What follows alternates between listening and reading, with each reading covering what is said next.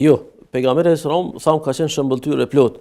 Dhe mos të harrojmë se pejgamberi sallallahu përveç se ka qenë i dërguar i Zotit, ka qenë bashkëshort, ka qenë prind dhe ka qenë burr shtetas, edhe ka qenë thërës, hoxh, gjitha këto detyra asnjë nuk e kalon. Andaj është transmetuar se në Ramazan priste delegacione. Është transmetuar se ka fol xhenaze, ka përcjell xhenaze. Është transmetuar se ka mbajt ligjërata dhe hutbe.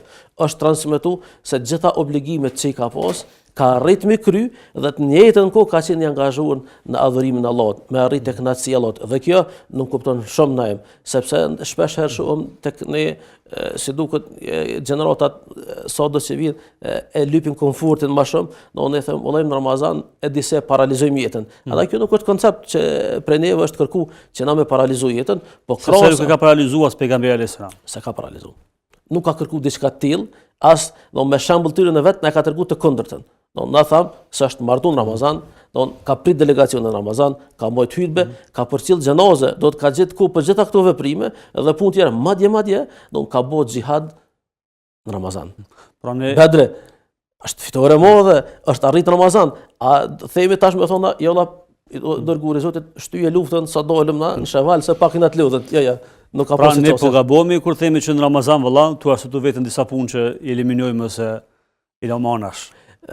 Tash nuk dum kërkuj t'i dhom mendim që më ja shtrëngu fen. Tash secili duhet me mot me veten tjetër. Mirë po, nxitje fetare për paralizim të jetës nuk ka.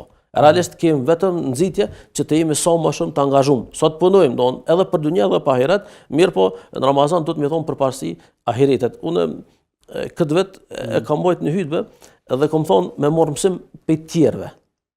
Cila ka qenë porosia së hutbë, kam thon kur po vija Ramazani, po them këtë punë të dyjas për mbledhëm çat ku. Pse nuk po organizojmë kohën që mujt me adhuru Allahun, me mujt me nxon sevape më shumë në Ramazan. Mirë po kjo nuk kupton që një besimtar i cili punon nuk mundet me nxon sevap. Gjithë kem pauzë ditore. Mush me dole me fal namaz dhe ikën në xhami. Kush të pengon? Pastaj mbrëmje jenë të lirë, me dole me fal namaz taravih, këtë çka kërkohet për një besimtar është me organizu jetën mirë. Gjërsa, dështimi për të planifikuar është dështim i qëllimshëm. Se ti dështon me marr sebepet që ti është kërku.